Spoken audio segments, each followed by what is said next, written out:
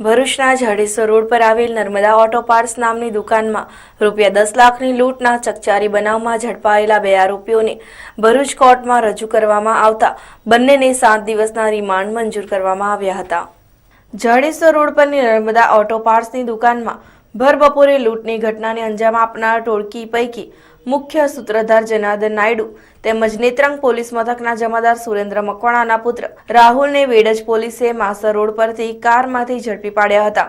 જનાર્દને વ્યાજના ધંધામાં લાખોનું નુકસાન જતા લૂંટના કારસાને અંજામ આપ્યો હોવાની કબૂલાત કરી હતી। લૂંટ કરવામાં તેણે તેની લિંક રોડ પર આવેલી શ્રી કૃષ્ણ ભજન હોટલના પાર્ટનર મહેન્દ્ર તંજાઉર સાથે પ્લાન બનાવ્યા બાદ મહેન્દ્રએ તમિલનાડુના એલાયન્સ રાજાનો સંપર્ક કરી ત્યાંથી અન્ય સાગરીતોને બોલાવી ગુનાનો અંજામ આપ્યો હોવાનું કબૂલ્યું હતું। Police inspector G.J. ચાવડાએ બંને આરોપીઓની ધરપકડ કરવામાં આવ્યા બાદ તેમને કોર્ટમાં રજૂ કરવામાં આવ્યા હતા।